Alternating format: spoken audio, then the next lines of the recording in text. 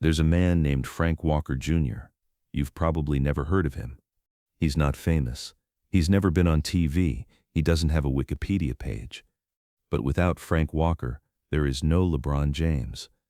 In 1993, a 9-year-old kid named LeBron was failing 4th grade, missing 83 days of school in 1 year, sleeping on couches, moving from apartment to apartment with his single mom who was doing her best but drowning. Frank Walker was a 25-year-old youth football coach, making $8 an hour.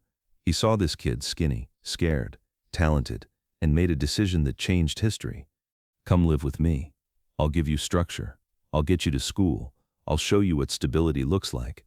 For 18 months, LeBron lived with the Walker family, learned routine, ate regular meals, had a bedroom, went to school every single day. This is the story of the man who saved LeBron James before anyone knew LeBron James needed saving. The coach nobody remembers. The hero who never asked for credit. The reason the king exists. LeBron at 9 years old. At 9 years old. At 9 years old. Let me paint you a picture of LeBron James in 1993. He's 9 years old, 4th grade at Portage Path Elementary in Akron, Ohio. He's already 5'5" tall. Skinny, wears the same clothes multiple days in a row because his mom can't afford a full wardrobe. His teacher, Miss Johnson, knows something's wrong. LeBron is bright when he's there, but he's missing school a lot. First semester, 47 days absent. Second semester, 36 days absent. Total, 83 days missed out of 180. When he does show up, he's tired, hungry, distracted. Miss Johnson pulls him aside one day. LeBron, where were you yesterday? We moved again. I didn't know where the school was from the new place. Where's the new place? I don't know. My mom's friend's couch. This was LeBron's reality. Not because Gloria James was a bad mother. She loved her son fiercely, but she was 25 years old, single, no high school diploma, working minimum wage jobs when she could find them.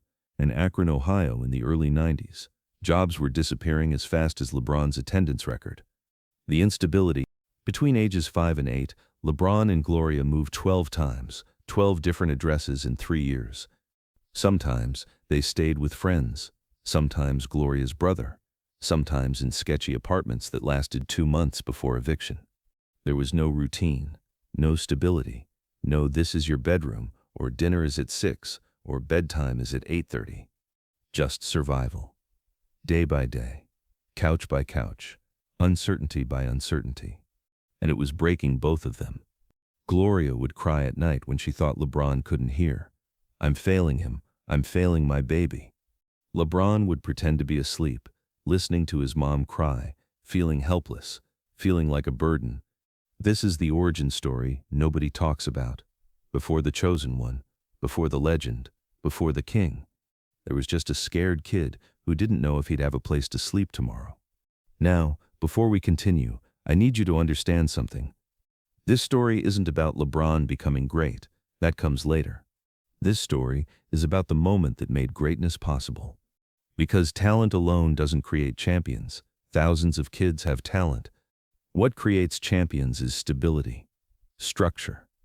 Someone who believes in you when you can't believe in yourself. Frank Walker gave LeBron something money can't buy, a foundation. Let's meet the man who built it. Meet Frank Walker Jr. Frank Walker Jr. was 25 years old in 1993, African American, born and raised in Akron. He played football at Buchtel High School. Decent player, not college level, but he loved the game. More importantly, he loved coaching. After high school, Frank got a job at the Akron Recreation Department, youth football coach, $8 an hour, 20 hours a week, $160 every 2 weeks. He wasn't doing it for money.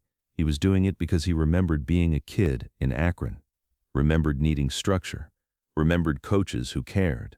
Frank's own father wasn't around much. His mom worked 2 jobs. Sports saved him, gave him purpose, community, discipline. So Frank wanted to give that back. He coached the South Rangers Pee Wee football team. Kids ages 8 to 10, most from tough neighborhoods, most from single-parent homes. Frank didn't just coach football, he coached life. He'd pick kids up for practice if their parents couldn't. He'd buy cleats for kids who couldn't afford them. He'd stay after practice and talk to kids who seemed off. Football is great, Frank would say, but school is greater. You mess up in class, you sit on my bench. I don't care how good you are. The kids respected him because he respected them. He saw them as human beings, not just players. The day Frank met LeBron, September 1993. South Rangers practice. Frank is running drills when a woman approaches. "Excuse me, Coach Walker?" Frank turns. It's Gloria James. He's seen her around Akron. Young, looks tired, kid in tow. "Yes, ma'am?" "This is my son, LeBron. He's been asking about football. Could he try out for the team?" Frank looks at the kid. 9 years old. Tall for his age. Skinny, nervous energy. Looking at the ground. "How old are you, LeBron?" 9. "You play football before?" "No, sir." "You ever watch football?" "Sometimes, on TV when we're at someone's house that has a TV." Frank noticed that qualifier. When we're at someone's house that has a TV. "Tell you what," Frank says. "Practice is every Tuesday and Thursday at 5 p.m. Show up next Tuesday. We'll see what you've got." Gloria starts. "Coach, I need to be honest. Our situation, it's not stable right now. I can't promise I can get him here every time." "That's okay." Frank interrupts gently. "You get him here when you can. I'll work with whatever that is." Gloria's eyes water. "Thank you." LeBron came to that next practice, and the one after that, and the one after that. Not because Gloria was driving him, because Frank started picking him up. The pattern, Frank noticed. Over the next month, Frank saw things that concerned him. LeBron would show up to practice hungry. Frank started bringing extra sandwiches. "Made too many. Want one?" LeBron would wear the same clothes multiple practices. Frank started keeping spare practice gear in his car. "Left this in my trunk. Might fit you." LeBron would mention offhand, "We moved again," or "I'm staying at my mom's friend's place," or "I don't know if I can make practice Thursday. Depends where we are." And Frank saw something else, potential. Not just in football, though LeBron had incredible athleticism even at 9, but in life. This kid was smart, respectful, hungry to learn, hungry to belong, but he was slipping through the cracks. Smart kids do that in Akron. Talented kids do that. Kids with potential disappear because instability kills potential. Frank couldn't save every kid, but maybe he could save this one. Here's what Frank Walker understood that most people don't. Talent is common. What's rare is opportunity. Meeting stability. LeBron had talent. You could see it even at 9, the way he moved, the way he processed plays, the athletic instincts. But talent without stability is like a plant without soil. It might survive for a while, but it won't flourish. It won't reach its potential. Frank Walker decided to become the soil. And what happened next changed both of their lives forever. The conversation that changed everything. October 1993. After practice one Tuesday, Frank asks Gloria if he can talk to her. "Miss James, can I speak with you for a minute?" Gloria tenses. "Is LeBron in trouble?" No, nothing like that. Actually, opposite. He's doing great, listens well, works hard. Other kids respect him." Gloria relaxes slightly. "Okay, so what's up?" Frank takes a breath. He'd been thinking about this for weeks, talked to his wife Pam about it, lost sleep over it. "Ms. James, I'm gonna be direct. I've noticed y'all are going through a rough patch, moving around a lot. LeBron's mentioned it a few times." Gloria's guard goes up. "We're fine, we're managing." "I'm not judging. I grew up in Akron. I know how it is. My mom raised me and my brothers alone. I get it." Gloria softens slightly. Frank continues. "Here's what I'm thinking. School year just started. LeBron's in 4th grade. This is a critical year. And with all the moving, I'm worried he's going to fall behind. Not because he's not smart. He's very smart. But because he can't focus when life is unstable." "I know," Gloria says quietly. "I'm trying. I'm doing everything I can." "I know you are. You're a good mom. Anyone can see that." Frank pauses. "So here's my offer. I talked to my wife Pam. We have a spare bedroom. Our daughter's only 2, so she's in our room anyway. What if LeBron stayed with us for a while, just until y'all get on your feet? Regular schedule, get to school every day, have a routine. Gloria is quiet, eyes filling with tears. I can't afford to pay you. I'm not asking for money. I'm offering stability. For LeBron, this is a crucial year. If he falls too far behind, it's hard to catch up. But if we can give him this year, maybe next year too, to just be a kid, go to school, not worry about where he's sleeping, that could change his whole trajectory. Gloria is crying now. Why would you do this? You barely know us. Frank thinks for a moment, because someone did it for me once. Different situation, but same idea. Coach gave me a chance when I needed it. Said, Frank, you got potential, don't waste it. So I'm paying it forward. Gloria looks at LeBron, who's shooting baskets with other kids, laughing. She hasn't seen him laugh like that in months. What if? Gloria's voice cracks. What if he gets too comfortable and doesn't want to come back to me? Frank shakes his head. Miss James, kids don't forget their mothers. You're his world. This isn't about replacing you. This is about supporting you. You need time to get stable, get a steady job, find a good place. I'm just giving LeBron a safe spot while you do that. Gloria is sobbing. Okay. Thank you so much. Frank hugs her. We're gonna get through this. All of us. Moving in. November 1st, 1993. LeBron James moves into the Walker household. Frank and Pam Walker. Their 2-year-old daughter Frankie. Small house on Hickory Street. 3 bedrooms, 1 bathroom, working class neighborhood. But it was clean, safe, stable. Pam Walker showed LeBron his room. This is yours. You can decorate it however you want. Put posters up, whatever makes you comfortable. LeBron stood in the doorway, staring. This whole room? Just for me? Yep, your bed, your dresser, your space. LeBron had tears in his eyes. He was 9 years old, and this was the first time he had his own room ever. That night at dinner, Frank said grace. Lord, thank you for this food. Thank you for bringing LeBron into our home. Help us be good guides for him. Amen. Amen, everyone said. They ate together. Pork chops, green beans, mashed potatoes. LeBron ate slowly, savoring every bite. You okay, LeBron? Pam asked. Yes, ma'am. This is the best meal I've ever had. It was just pork chops, but it was served with love, at a table, with a family. That's what made it the best. After dinner, Frank sat with LeBron in the living room. Okay, let's talk rules, nothing crazy, just structure, so we all know what to expect. Yes, sir. School days. Wake up at 6:30. Breakfast at 7. Leave for school at 7:45. School ends at 3. You either come home or go to football practice. If practice, I pick you up at 6. Homework before TV. Bed at 9. Weekends are more flexible, but Sunday is church. Church?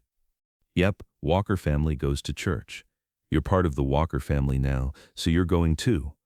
LeBron nodded. Okay.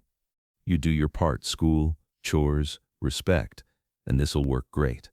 You mess up, we talk about it, we fix it, we don't give up on you. But you gotta meet us halfway. Deal?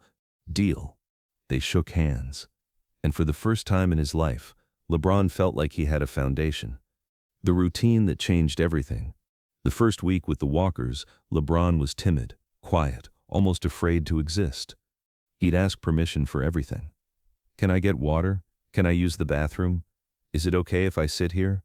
Pam would laugh gently. LeBron, honey, this is your home now. You don't have to ask permission for normal things. Get water when you're thirsty. Use the bathroom when you need to. Relax. It took weeks for LeBron to understand. This wasn't temporary. This wasn't conditional. The Walkers weren't going to kick him out for being too much or needing too much. The routine helped. Every day was the same. 6:30 a.m. Frank wakes LeBron up. Rise and shine, champ. 7 a.m. Breakfast. Usually cereal or oatmeal. Orange juice. 7:45 a.m. Frank drives LeBron to school. They talk about the day ahead. 3 p.m. School ends. LeBron either walks home 15-minute walk or goes to football practice. 4 a.m. Hair. Homework. At the kitchen table, Pam or Frank nearby if he needs help. 6 p.m. Dinner. Together. Every night. 7 p.m. TV time or playing outside. Frank plays catch with LeBron most evenings. 9 p.m. Bedtime. Frank tucks him in. Good night, LeBron. Proud of you today. Sundays were different. Church at 10 a.m., lunch after, family time in the afternoon. For LeBron, this routine was revolutionary, not because it was special, it was ordinary. That's what made it revolutionary. For the first time in his life, he knew what was coming next. The father figure. Frank Walker never tried to replace Gloria. He made that clear. Your mom loves you. She's doing everything she can. We're just helping out. But Frank also became something LeBron never had, a father figure. Frank taught LeBron how to tie his shoes properly, how to make his bed, how to fold clothes, how to clean up after himself. You're going to be a man someday, LeBron. Men know how to take care of themselves. Men keep their space clean. Men do their part. Frank also taught accountability. One time, LeBron lied about finishing his homework. Frank found out. LeBron, come here. LeBron came, nervous. Did you lie to me about your homework? Silence. I'm going to ask you again, and I want the truth. Did you lie? Yes, sir. Frank didn't yell, didn't hit, didn't shame. Why'd you lie? I wanted to play outside. I thought if I said I finished, I could go. Okay, I understand the temptation, but here's the deal. We can't have trust without truth. If I can't trust your word, everything breaks down. You understand? Yes, sir. So here's the consequence. No TV for 3 days. And the homework you skipped, you're doing it right now plus tomorrow's homework. Double work because you tried to skip. LeBron did the work. No complaining. Because the consequence was fair. And deep down, LeBron knew Frank was teaching him something valuable. The next week, Frank asked, You finish your homework? Yes, sir. Want me to show you? I trust you. Thank you for being honest. That trust meant everything to LeBron. Let me pause here to tell you what Frank Walker was really teaching LeBron. It wasn't football. It wasn't even discipline. It was worth. LeBron, at 9 years old, didn't know he was valuable. His life experience taught him he was a burden, moving from place to place. Mom always stressed, always worried, always one crisis away from catastrophe. Kids internalize that. I'm the problem. If I didn't exist, Mom's life would be easier. Frank Walker taught LeBron a different lesson.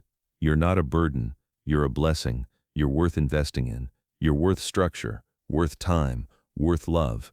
That lesson, more than any basketball drill, more than any football play, is what made LeBron James possible. Let's continue. School transformation. Within 3 months of living with the Walkers, LeBron's school life transformed. 4th grade, 2nd semester, days absent. 2. Both legitimate sick days. Days late, 0-1. Wormbring. Homework completion, 98%. Grades, mostly B's, a few A's, 1 C in math. Miss Johnson, his teacher, pulled Frank aside at parent-teacher conferences.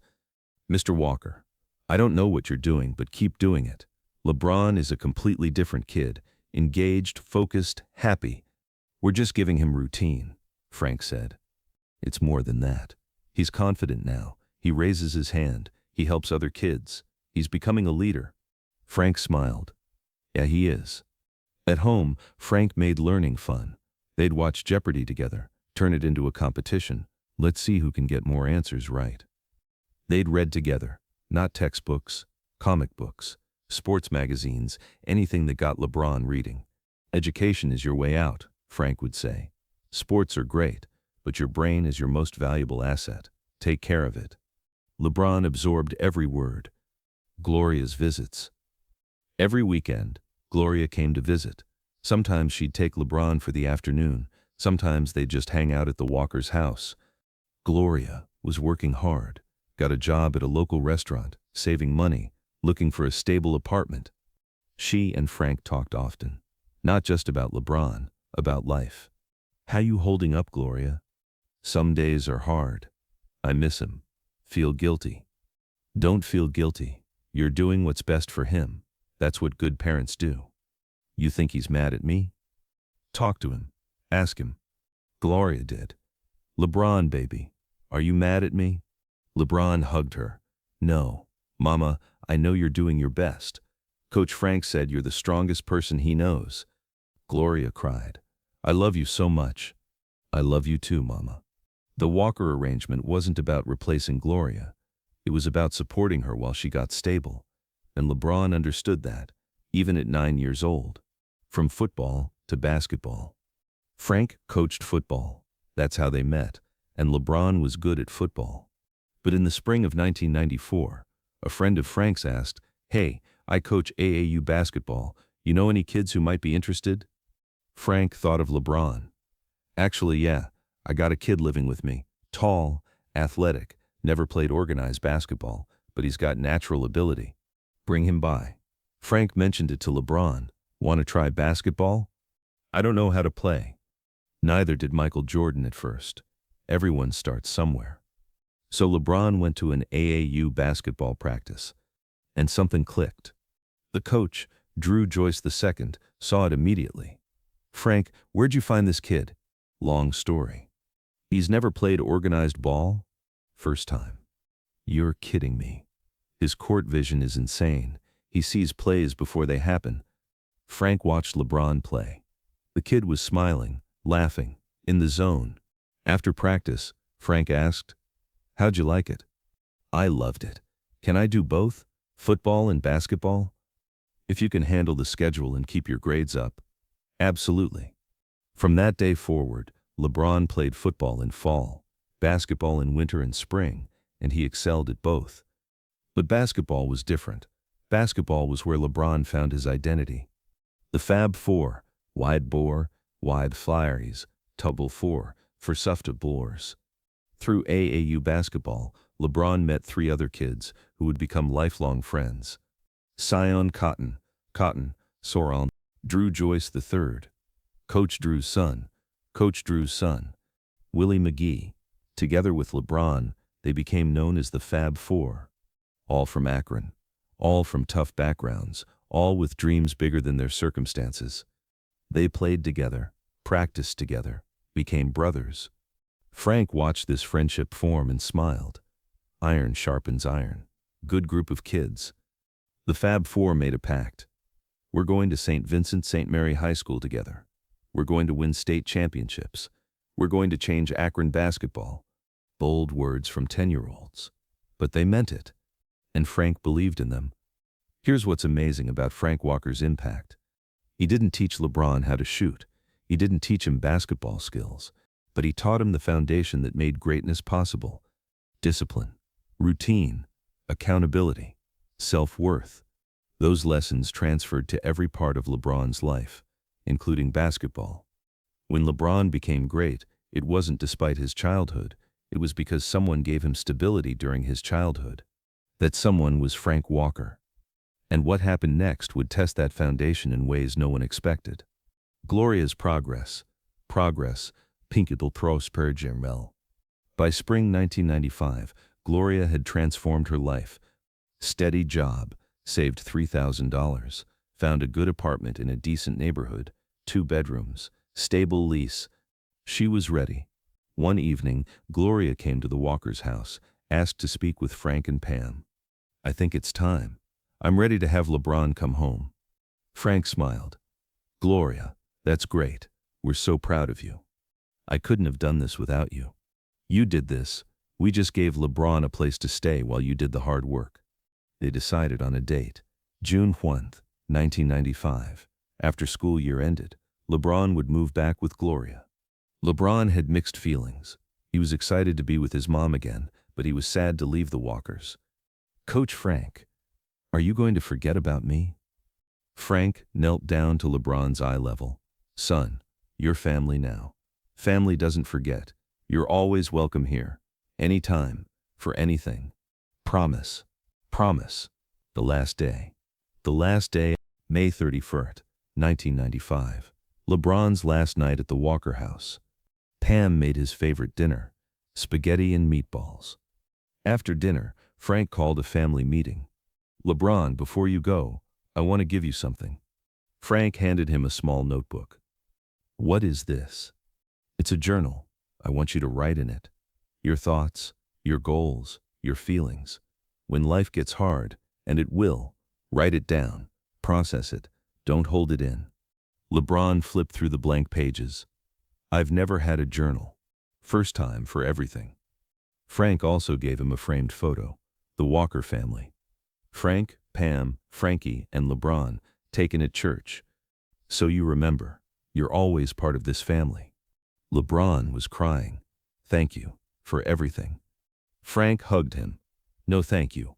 You made our family better. You taught us about resilience, about hope, about courage. We're better people because we knew you. That night, LeBron wrote his first journal entry. Today, I moved back with my mom. I'm happy, but also sad. Frank and Pam Walker saved my life. They showed me what a real family looks like. They taught me discipline. They believed in me when I didn't believe in myself. I'm going to make them proud.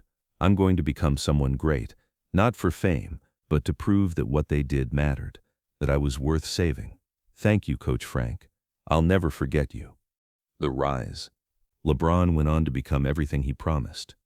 St. Vincent, St. Mary, 3 state championships, Woman of Sokor, Tapalvio Pinfumshiv's Woman Folda Zakonsorsta, an NBA draft, Nudger 1 overall pick, 2003.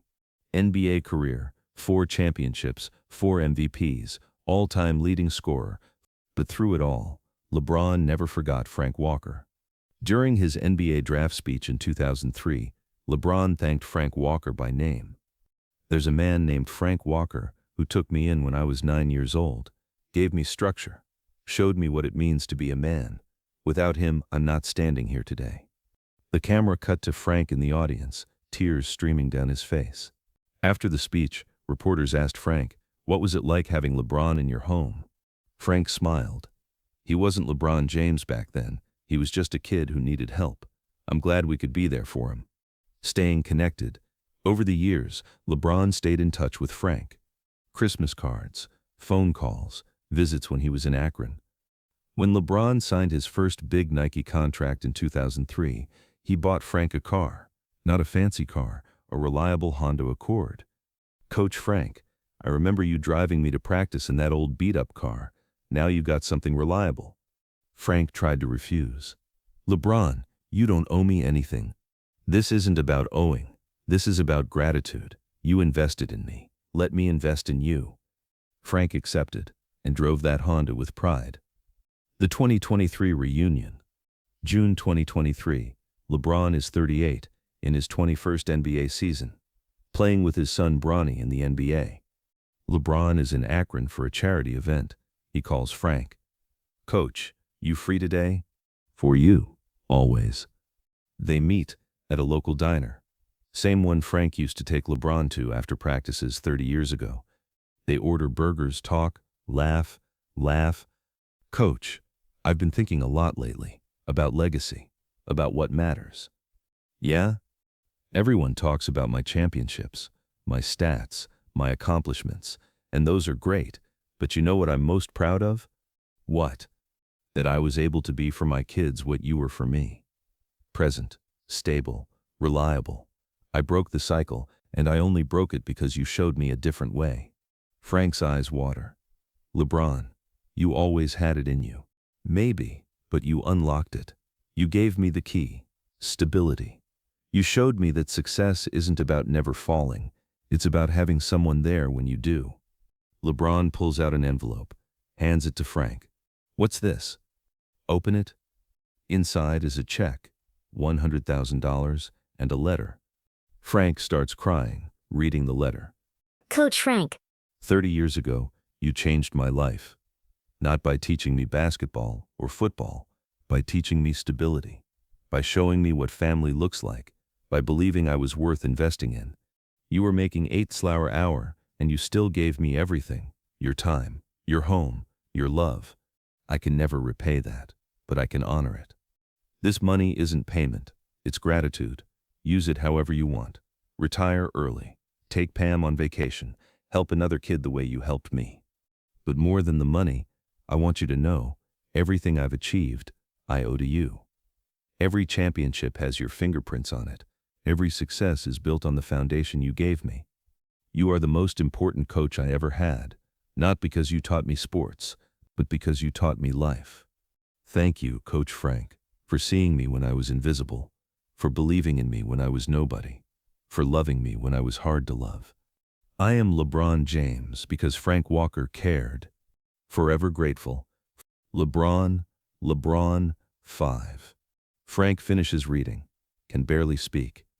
LeBron, I don't know what to say. You don't have to say anything. Just know that you changed history. Not just my history. Everyone I've helped. Every school I've built. Every kid I've inspired. That's your legacy too. Because you started the chain. They hug. 2 men. One who saved a boy. One who became a king. Both changed by the power of one decision to care. This story is based on true events. Frank Walker Jr. is a real person. He really did take in 9-year-old LeBron James. He really did provide stability when LeBron needed it most. But this story isn't really about LeBron. It's about Frank. It's about the coaches nobody remembers, the mentors who don't get credit, the quiet heroes who change lives and never ask for recognition. Frank Walker didn't save LeBron to get famous. He saved LeBron because it was the right thing to do. And that's what makes his story so powerful. Lessons from Frank Walker. Lesson 1. Greatness requires foundation. Talent is common. Stability is rare. You can have all the potential in the world, but without foundation, it crumbles. Lesson 2. Small acts have big consequences. Frank didn't do anything extraordinary. He just provided routine, meals, and structure. But that small act changed history. Lesson 3. Heroes don't need recognition. Frank never sought credit. He did it because it was right. Real heroes don't need applause. Lesson 4. You can't save everyone, but you can save someone. Frank couldn't help every struggling kid in Akron, but he could help one, and that one went on to help millions. Lesson 5. Legacy isn't what you achieve, it's who you help achieve. Frank Walker's legacy is bigger than any championship. He built a foundation that changed the world. Right now, there's a kid like 9-year-old LeBron, struggling, moving around, talented, but slipping through the cracks. And there's someone like Frank Walker. Someone who could make a difference but thinks, what can I do? I'm not rich. I'm not famous. I'm just me. Here's the truth. Being just you is enough. Frank Walker was making 8 slatter hour. He didn't have much, but he had enough to share. You don't need to be rich to change someone's life. You need to be present. You need to care. You need to show up. Maybe you can't take a kid in for 18 months, but maybe you can. Mentor for 1 hour a week. Unwarp for 1 hour a week. Coach a youth team. Fortune. Tutor a struggling student. Be the stable adult in a chaotic kid's life. Kids, small acts, big consequences. Frank Walker proved that. And somewhere in your city, right now, there's a kid waiting for their Frank Walker. Maybe that's you.